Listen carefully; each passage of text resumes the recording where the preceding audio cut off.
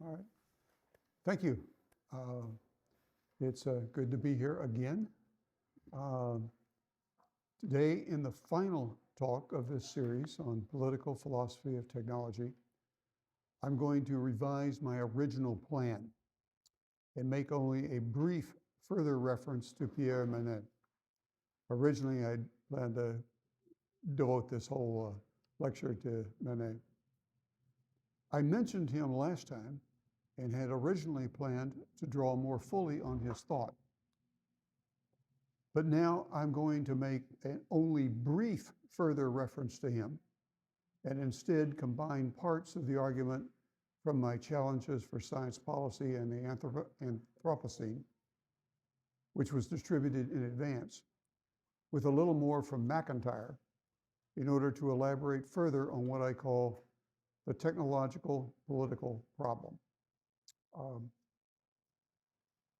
Manent, I think, is a really important an underappreciated contemporary French philosopher, so I regret not being able to spend the whole time talking about him. Perhaps some other time. It is necessary, however, to begin with a general qualification of my argument. What I have to say about the technological political problem applies primarily to the technological political situation in the United States, and secondarily to that in Europe. I make no claim about whether or not it applies to China or any other country. I must leave that for you and others to decide, to determine. With regard to Manent, I think what he offers is some insight into the reality of the technological political problem as it manifests in Europe. Manent is the leading philosophical political skeptic of the European unification project. To put it in the starkest possible terms, Manent thinks that the European project of unification is necessary but impossible. European unification is necessary because of engineering and technology. It is impossible because of politics. Let me elaborate. The political reality of Europe, as inherently of any politics, is diversity and localization. In Aristotle's terms, the first name of the good is that which is our own bodies, our own families, our villages, our towns, our languages, our countries. Any unification with other bodies, as in marriage, other families, as in villages, other villages, as in cities, other cities, as in nations, other languages, as in world English, is subject to the inverse square law of human affairs. In Europe, this finds large-scale expression in natural tensions between France and Germany, France and England, England and Germany, etc., among all 28 European member states in the European Union. I mean, that's an incredible project to propose to unify 28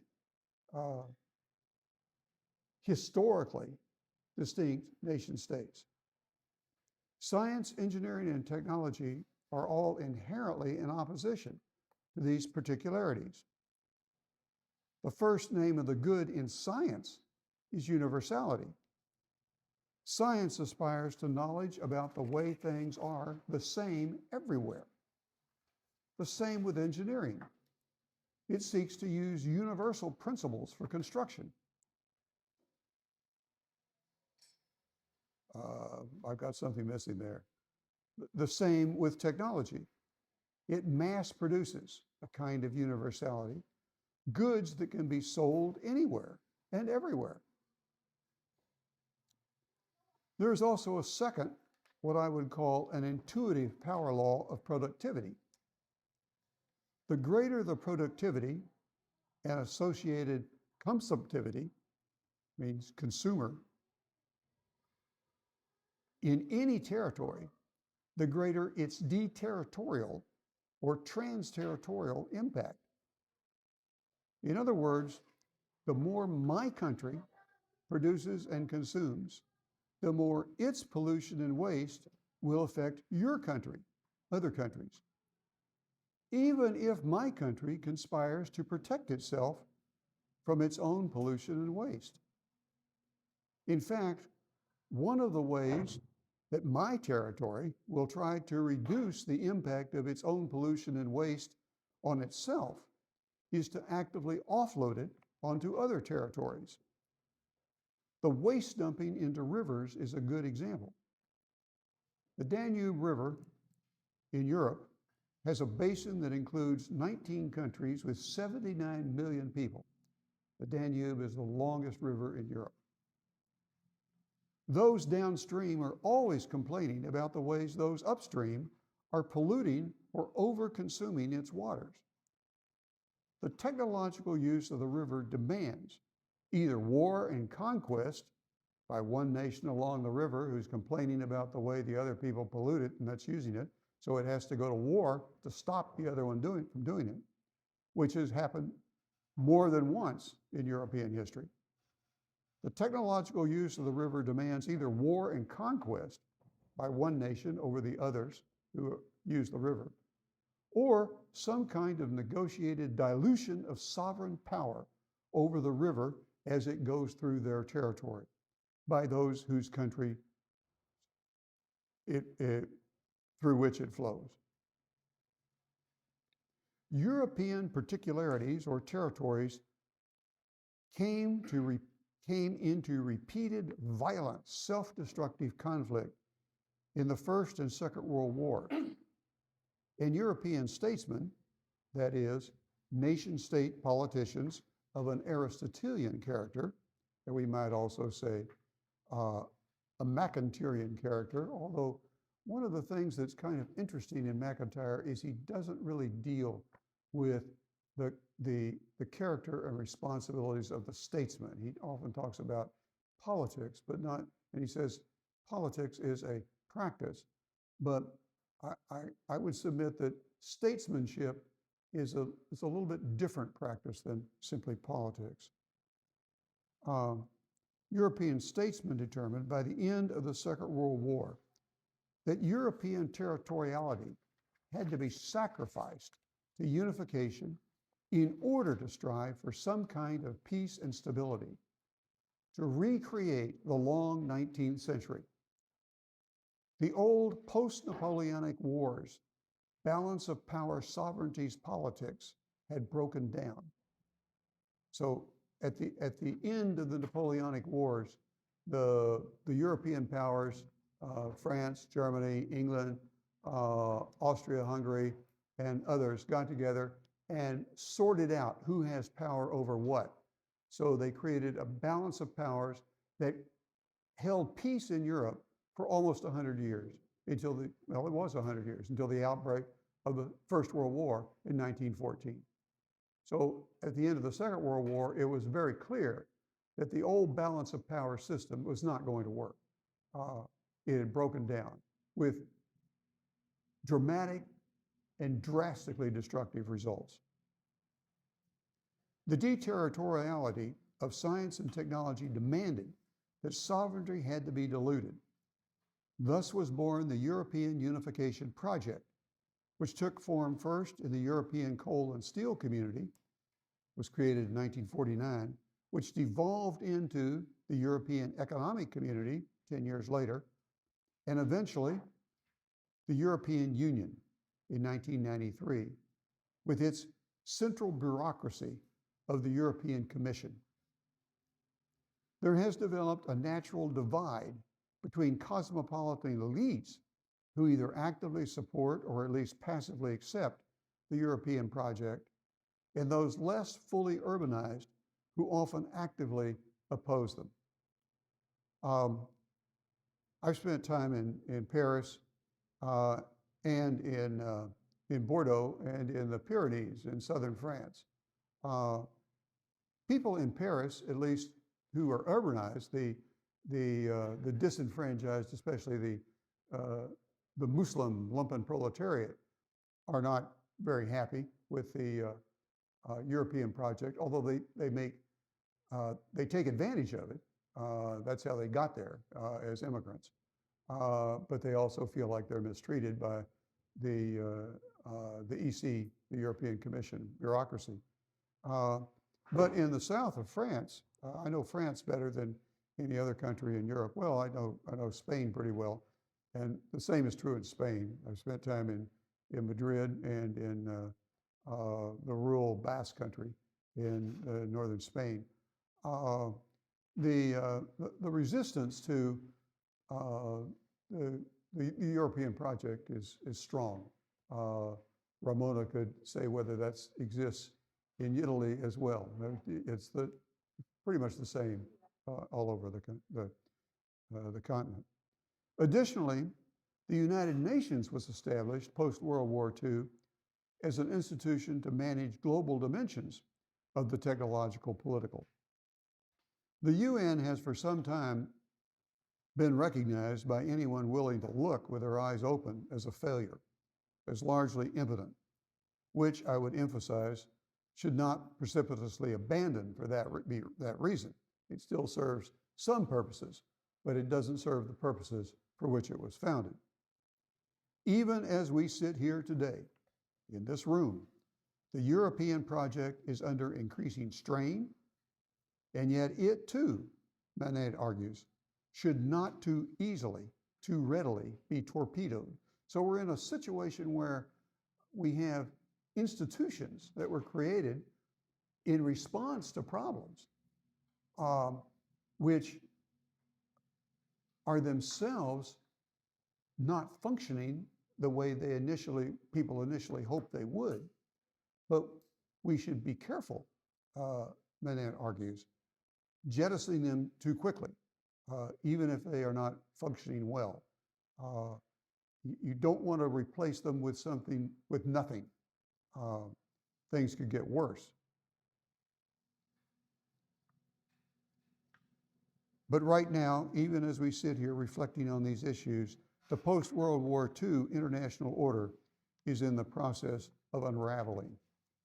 Last month, on March 22, just 1 month ago, as President Xi departed from his visit to Moscow, included in his final statement to President Putin from the English language readout, quote, "Right now, there are changes, the likes of which we haven't seen in 100 years.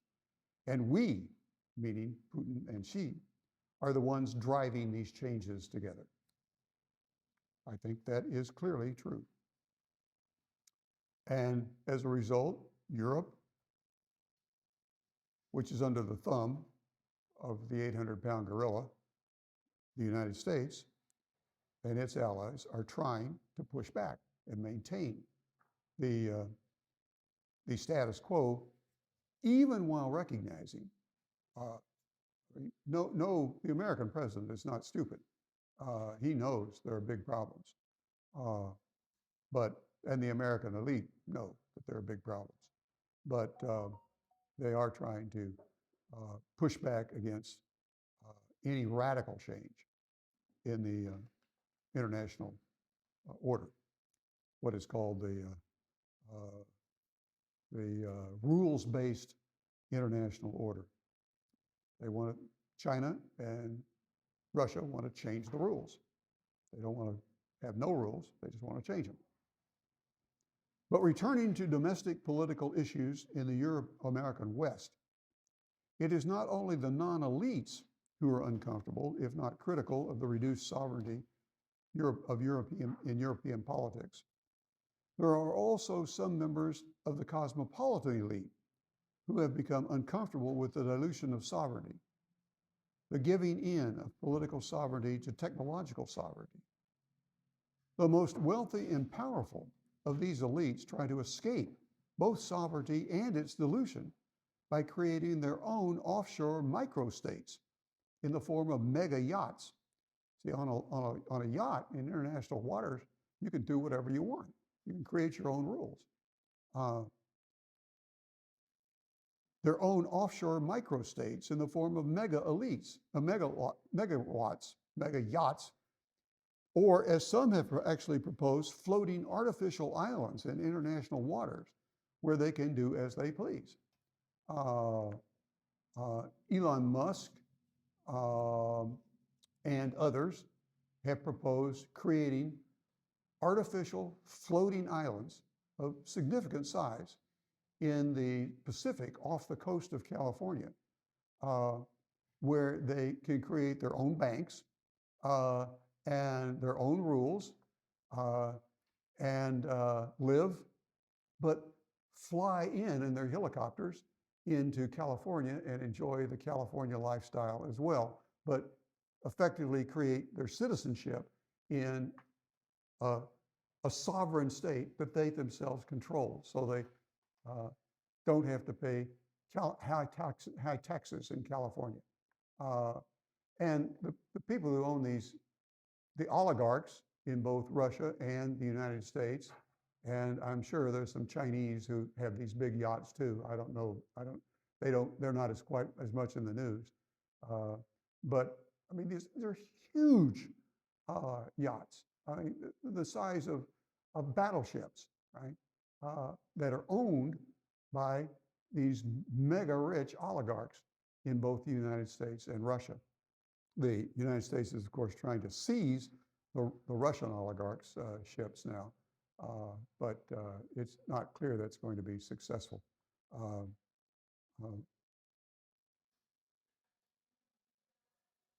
But this is the rich, their decision of how to solve the problem. The simple fact is that in a large proportion of the population in Europe finds politically unacceptable in terms of day-to-day living the ways in which the dilution of political sovereignty directly affects them. It is incredibly difficult for farmers in the Black Forest of Germany to see why in the world the EC in Brussels should regulate how much they can fertilize their crops, or for a small village in Austria to see why the EC should have the final say over how much water it could draw from the Danube to supply its village water system. And yet that's exactly what is required if you're going to manage the Danube and the way it serves the populations in 19 different countries, 79 million people. This tension between technology-demanded centralized authority, which itself relies on technology, and local political affairs, or even to some extent, political affairs in the metropole, since not all cosmopolitans understand the demand either, and it is common everywhere to lash out at expertise and bureaucracy, is a particularly fraught issue in democracy. Manent, as the author of one of the most insightful studies of Alexis de Tocqueville's classic Democracy in America, and as a student of both Ramon Aron and Leo Strauss, has written a number of books that might collectively be called Democracy in Europe, extending Tocqueville to the present and taking greater account of the technological political problem. I thus regret not having time to consider his work more fully. As far as I know, there is no European political philosopher who writes with greater balance of probity and sobriety.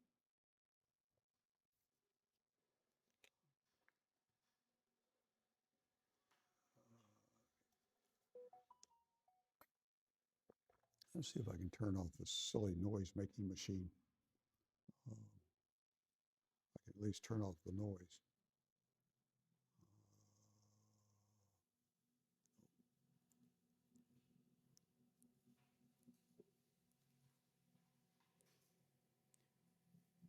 There, now I can still use the clock. A short aside on Tocqueville. Tocqueville was a French aristocrat who saw the writing on the wall, as after the French Revolution, The aristocracy and aristocratic high culture were, despite various efforts at restoration of what he called the ancien regime, democratization was taking place. In 1831, so the French Revolution had started the democratic revolution, but the French aristocracy pushed back and was progressively trying to reinstall its power, but it was losing. It was not going to win. And de Tocqueville could see the writing on the wall. And so in 1831, he made a trip to America to try to discern the historical power of the democratic wave and discern the future. His conclusion was that America was animated by two fundamental principles or propositions, equality and liberty, that were ultimately irreconcilable. In MacIntyre's terms, they were incoherent.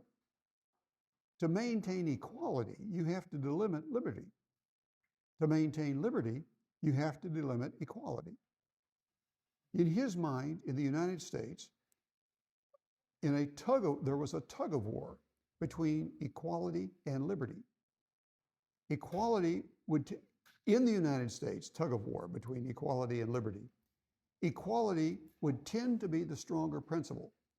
And the greatest danger was that a mass society, in the name of equality, would seek to restrict freedom by means of a tyranny of the majority. That's de Tocqueville's term. He sort of created that term, tyranny of the majority.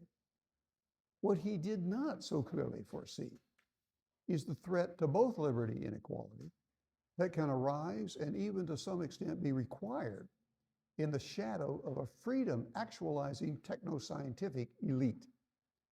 In other words, when the scientists and engineers pursue freedom, that can become a threat to freedom of everyone else and equality.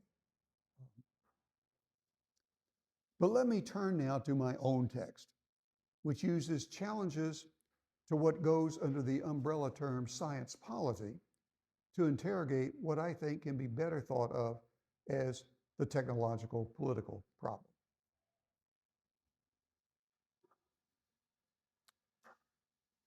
So now I'm turning to this text that you had weeks before I even arrived here and drawing on pieces of it. I'm not going to use the whole thing. Science policy refers to that amorphous body of discourse designed to actualize, rationalize, and/or provide guidance for the science, technology, politics interaction, including scientific, engineering, technological, and political responses, especially to global climate change and other dimensions of the Anthropocene. Standard science policy work distinguishes two types: science for policy, that is, the use of science in governmental decision-making, versus policy for science, that is, the state funding for or promoting of science. One good example of the first is the Intergovernmental Panel on Climate Change, the IPCC, which was created in 1988 to provide policy-relevant science to inform political decision-making about climate change. An example of the second is the discussions that take place within governments about how to manage the portfolio of investments in science, engineering, and technology. Of course, in practice, these two ideal types can overlap. Note also that there are few examples of intergovernmental, in the sense of international or global, examples of policy for science, other than those among science policy scholars. The Anthropocene, or Anthropocene, I'm never quite sure how to pronounce that either. The Anthropocene presents magnified challenges to both types of science policy, but more prominently to the first. Bernard Stiegler is one philosopher who has written about this with a radical criticism of any celebration of the Anthropocene. That celebration among those who simply take it as a natural outcome of human power over the natural environment. Stiegler wants to call it the neg-Anthropocene, an age that negates or endangers us humans, anthropoi. To put Stiegler's argument in science policy terms, the world is manifestly failing to act on scientific knowledge provided by IPCC reports, issued once every 5 or so years,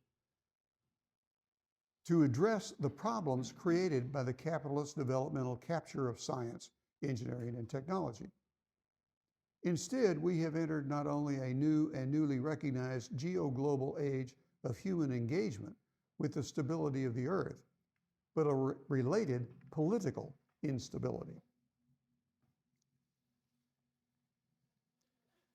So for Stiegler, it's not accidental that we now live in a world of failing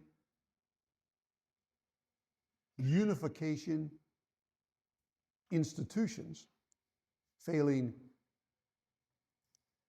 mediation by institutions between states,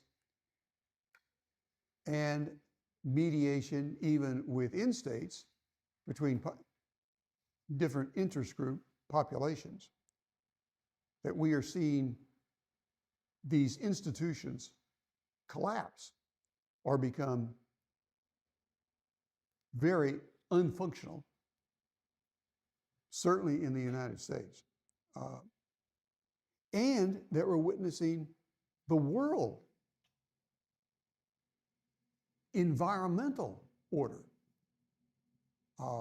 become unstable with rising heat, global temperatures, ocean sea level rises, greater experience of unprecedented storms. So instabilities, we're experiencing them both environmentally and politically.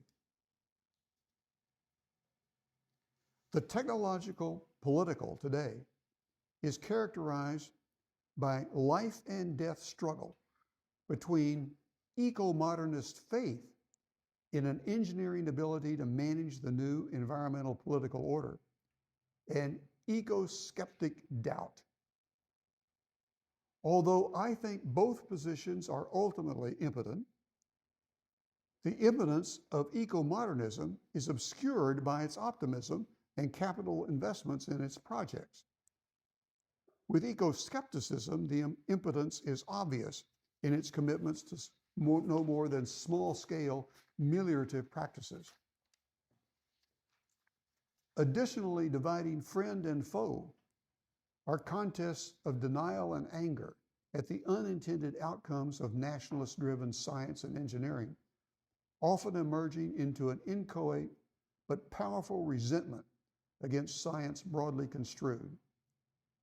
In the United States, this existential partisanship can be sensed, for example, in religious fundamentalist rejections of Darwinian evolution versus effort to promote STEM literacy, in corporate economistic criticisms of research on species diversity and toxicological studies of pollution versus criticisms of neoliberal depredations of natural and social environments, in cultural conservative fears of biomedical engineering threats to human dignity versus celebrations of diversity-enhanced hybridization. All this tends to feed into a sovereign social belligerence over the nexus of capitalism, developmentalism, nationalism, science, and engineering, often simplified into effective tug-of-war over how best to integrate, not science, engineering, and technology, integrate or not science, engineering, and technology into the state. In the United States today, one finds significant public skepticism about the benefits of regulatory government, climate change denialism, and vaccine conspiracy theorizing that can be lumped together as Anthropocenic resentment. Anthropocenic, both because of how the suite of phenomena emerge in the shadow of the Anthropocene, and because it is as such an element of the human, all too human scene, resentment, drawing on Nietzsche's analysis of how personal resentment becomes cultural power when the bourgeois masses, subjected to the rule of experts, ask themselves to adopt a passage from the genealogy of morals. These experts are simply a self-interested class, and those who least resemble them, namely us, should we not be considered superior after all? Those who find themselves too weak to understand, too rationally criticize, or to heroically rebel against a situation they feel illegitimate, in frustration and powerless, easily lash out with a sense of grievance and paranoia, attacking notions of expertise, elitism, message as well as messenger, as stupid or conspiracies against liberty, and assert a counter-rationality of their own. Anthropocenic resentment is another name for what Stiegler terms Anthropocenic nihilism. And my primary examples of this are Donald Trump, President Trump, and most Republican politicians in the United States today. The point at issue here can be restated by calling upon one of the founding texts of American pragmatism, Charles Sanders Peirce's short essay on the fixation of belief, written in 1877. Peirce distinguished between the sensation of doubting and that of believing, noting that doubt is an uneasy and dissatisfied state from which we struggle to free ourselves and pass into a state of belief, and that beliefs are what then guide our desires and shape our actions.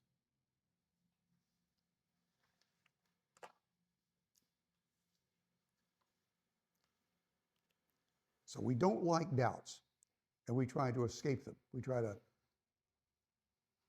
create belief, try to turn doubts into beliefs. We had to try to fix ourselves up. His wording is so eccentric that that's one of the attractions of Peirce. He sort of creates his own wording for things. He then distinguishes 4 different methods for fixating or stabilizing or creating beliefs out of doubt. The first is what he calls the method of tenacity, which simply rejects cognitive challenges to any existing beliefs. So I believe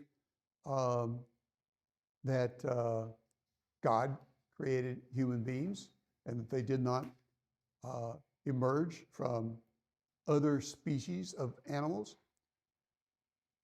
because the Bible tells me so. And when scientists tell me that that's not true and they argue against it, I just, with great force and tenacity, hold on to my belief and reject what the scientists say as false.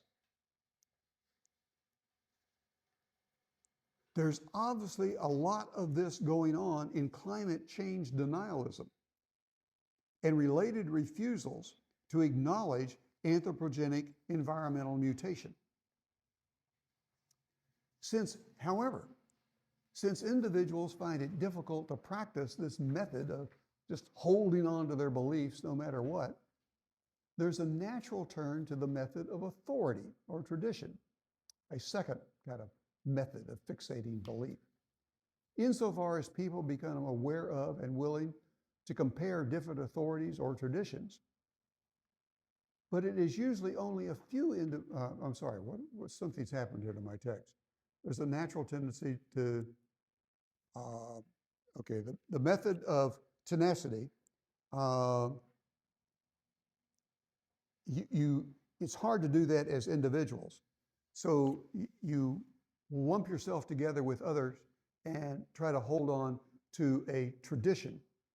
But you become aware that there are people with other traditions So the second method of tradition, insofar as people become aware of and willing to compare different authorities or traditions, becomes problematic. But it is usually only a few individuals from the tradition adhering group that will be stabilized by such knowledge. Instead, most are more likely to double down and decide that other authorities and traditions are mistaken, misled, or misleading. They are not like us. This judgment can be directed especially at scientists who would teach things that conflict with established beliefs or ways of life, and already they're not like us. Research studies bearing out this phenomenon are legion. This is terribly written. I don't know what happened. I don't know what I was thinking when I wrote this out. But essentially, the first method is the method of tenacity, just holding on for dear life. The second method is the method of tradition, going not just what I think, but what a group of people that I agree with think. But for some elites practicing the method of tradition, they can compare traditions and they find themselves wanting something else, another way. And among cognitive elites faced with the conflicts of traditions or some other dissatisfaction with unfixated opinion, there emerges still a third method for moving from opinion to fixated belief. What's Peirce terms the a priori method, and strives to construct coherence among beliefs. This method is more appropriate to mathematicians than to empirical researchers. It is also not widely practiced by the masses. Most people are content to follow the American poet Walt Whitman when he declares, "Do I contradict myself? Very well, I contradict myself." And don't simply worry about contradiction. So among those who try to follow tradition and become dissatisfied with tradition, the fact that traditions conflict, they try to look for coherence among traditions. What can we make that's common to all traditions? This is, for instance, what happens in trying to create some kind of category of international human rights or international values that transcend cultures. Okay, the Chinese have one set of values, and Europeans have one set, and Americans have one set. What kind of common value what coherence can we create that's common among all these different value communities? The problem is that this becomes very thin. Coherence is gives you a very thin set of beliefs. Peirce, along with many philosophers, rejects poetry, but has to admit that while pure a priori reasoning is, quote, far more intellectual and respectable from the point of view of reason than either of the first two, it nevertheless has the feel of a certain arbitrariness. Isn't there more to belief than coherence? Isn't it possible that coherence could also obtain among a set of false beliefs? In other words, we might be able to get a set of agreement about values that are all false among different countries. How do we assess whether the values are true or false before we worry about whether they are in agreement? Thus, among those who desire that their beliefs be determined by something more than reason alone, there develops the scientific method. Although only explicitly formulated by philosophers and scientists, it is a method that has vernacular forms used by everyone at some level in their lives, at least on occasion, in the form of simple trial and error. When further applied systematically, this scientific method, quote, has had the most wonderful triumphs in the ways of settling opinion. Example, you have one group of people who thinks that you can construct a bridge using certain kinds of materials, and another group of people who thinks that you can construct a bridge using different kinds of materials. Well, don't just try to look for the what of those materials agree. Do both of them use a few rocks, and both of them use a little bit of wood, so that we say, well, rocks and wood are work because that's common to both of them? No, try the different bridge buildings and see which ones survive the longest. Trial and error. So it's trial and error for Peirce and these early pragmatist philosophers of science is the basic method of science, along with then coherence. So consistency and coherence versus empirical trial and error in simplified pragmatism. Yet, as Peirce's hierarchy of methods also reveals, the scientific method is one that is practiced only by and among the few. The many in any society, although they do it in part, they don't do it systematically, and they don't do it in all aspects of their lives. The many in any society seeking relief from doubt have and are more likely to rely on individualist bullheaded tenacity or trust in some authority. Peirce fails to mention the ways that brute force and violence can also fixate belief and be engineered through propaganda. Finally, Peirce fails to acknowledge that the glue of all social groups larger than the family or tribe, with their biological bases and genetic ties, are dependent on some commonly fixated beliefs that are not to be doubted and are not to be tried and in terms of seeing whether they work. Just insist upon continuing to try them until they become self-destructive, many of which are regularly challenged by science as myths or superstitions, most obviously perhaps by the social sciences of history and cultural anthropology. But what Peirce effectively proposed, and what his more political, philosophical heir, John Dewey, defended at long life and length, is that all people in a democracy should become scientists, or at least scientists manqués, almost scientists. According to Dewey's educational ideal, everyone should learn to cultivate the scientific way of thinking as the good life, making science their own. And this can serve as a secular, rational, social glue. If we're all scientists, we all agree. We'll get along. To adapt MacIntyre's language, and I just take what we had last time, MacIntyre's definition of a praxis.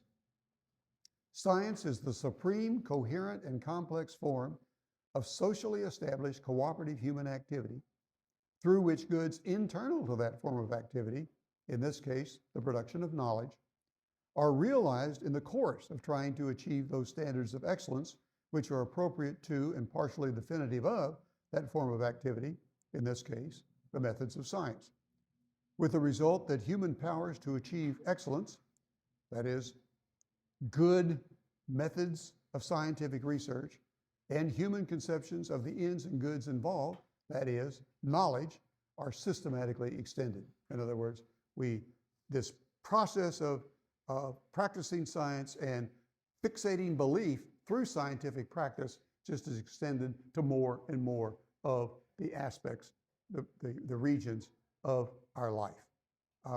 We do it not only in the production of scientific knowledge, but we do it in things like deciding who we want to marry, right? Well, you try marrying this person for a while, and if it doesn't work, you get a divorce, and then you try marrying this other person for a while, and if that doesn't work, you get a divorce, but you don't stick with it. You don't become tenacious.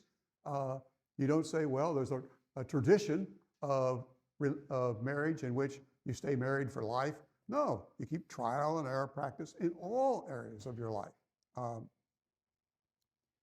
However, there are good reasons to doubt that this is possible for most humans or even desirable by them. common experience in the difficulty of teaching science from K to 12 to university would seem to count against it. Despite the best efforts of the best science teachers, there are always a significant subset of a class who either can't get it or don't want to. The evidence is further strengthened by efforts at mass public science education, both formally in schools and informally in science museums and similar venues in the United States, especially since the end of World War II.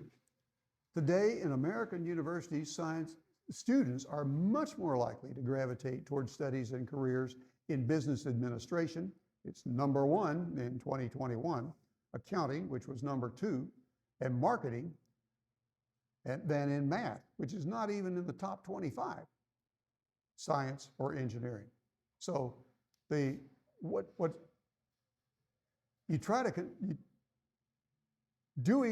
and Peirce want everybody to become influenced and determine the way they do things by the scientific method. But the majority of people just don't want to do it that way. Although enlightened belief in the benefits of science was a major influence in the founding of the American regime, the founders themselves admitted that the viability of the new political order was not a sure thing. The Federalist Papers referred to the new regime as an experiment. We might also note that opening the Declaration, I think I need to, given what's happening in my time, I need to, I said some of this last class anyway, but let's go down to the next page, 15. What most people practice most of the time is not science, not the method of science, but what social psychologists call motivated reasoning. They don't practice rationality, they practice motivated reasoning. They begin with a belief that they're already fixated on and then search for reasons to support it, right? Rather than looking at what the evidence may suggest and then developing a hypothesis, they have their hypothesis and then they pick and choose the evidence that supports it. In the words of one social psychologist, the reasoning process is more like a lawyer defending a client than a judge or scientist seeking the truth. Although the scientific method may be able to serve as a glue for a scientific community, it is doubtful that it can do the same for a mass public. Moreover, by creating a cosmopolitan community of scientists that transcends national science, science creates what some scientists experience as a fifth column in their midst. There's a strong tendency on the part of scientists to feel like they have more in common with fellow scientists in other countries than with some of their non-scientists and anti-science fellow citizens, and in some cases to feel besieged by fellow citizens. Finally, I want to repair one final time to MacIntyre, who I think throws still another light on the problem. It is not just that the public cannot become scientists, but that scientists themselves are not able to produce the kind of knowledge that would be necessary to manage the kinds of problems that technology has now produced for us, and that on the horizon only looks to loom ever larger. We're talking about needing to manage the planet by means of what Brad Allenby calls Earth Systems Engineering and Management. There is what MacIntyre argues, here is what MacIntyre argues about management in Chapter 8, the character of generalizations in social science and their lack of predictive power comes into play. Now, I offer only selected quotes from my own outline when I read MacIntyre. I take notes on almost every page, but these are few salient quotations that you can look up. Managerial expertise depends on successful social science, but successful social science has not been successful. But social science has not been successful. It's failed to discover any law-like generalizations and is unable to make sound predictions. In other words, social science fails as a science. if you're going to use social science to try to manage the politics, technology interaction that is going to manage the global ecosystem, you've got something that doesn't work. In fact, the true achievements of the social science are being concealed by systematic reinterpretation. And you have to go into the text there and look at what he argues there. But he argues there's 4 sources of the unpredictable in human affairs. 4 sources of inescapable unpredictability in human affairs. Radical conceptual innovation. You just can't predict technological innovations. The unpredictability of my own actions. I can't even predict what I'm going to do. The game theoretic character of all social life. We're all trying to figure out what other people are going to do before we decide what we're going to do, and they're going to try to figure out what we're going to do before we decide what we're going to do. It's sort of a infinite mirrors to try to figure out, try to take action. And this is happening on the world stage right now, because as Putin tries to figure out what Ukraine's going to do, and Ukraine tries to figure out what Putin's going to do, but they figure out what China's going to do to figure out what Putin's going to do, to figure out what the United States is going to do. So everybody's trying to figure out what everybody else is trying to do before they do anything. But of course, you can't do that. So at some point, you have to take a leap and do something, but then that affects what everybody else thinks about what you thought you were going to do and their assessment of what they thought you thought. And then simple, pure contingency. Some things, it's just like quantum mechanics. You simply can't predict some things. But there are also 4 sources of predictability in human affairs. But the point is that the sources of predictability are not strong enough to overcome the sources of unpredictability. We exist in a mixed, go on page 17, we exist in a mixed world in which we are simultaneously trying to render the rest of society predictable and ourselves unpredictable. In such a situation, the best available generalizations about social life will be inductive generalizations that nevertheless fail to be laws, coexist with counterexamples, be unable to have their scope clearly defined. Social order is and has to be out of control. Quote, the fetishism of commodities has been supplemented by another, just as important fetishism, that of bureaucratic skills. The key point, key quotation from MacIntyre in this chapter, our social order is in a very literal sense out of our control, and indeed everyone's control. No one is or could be in charge. Now that does not mean that they can't have influence and can't have impact and can't have causal efficacy, but to be in charge, to know what's going to happen in response to what you do is simply not possible, according to MacIntyre. But if you're going to manage a global ecosystem, which is what the Anthropocene is increasingly demanding, you need more knowledge, more ability to control than it seems like our social order can provide. Once again, then, I'll leave it at that. I simply restated my thesis about the technological political problem. Okay.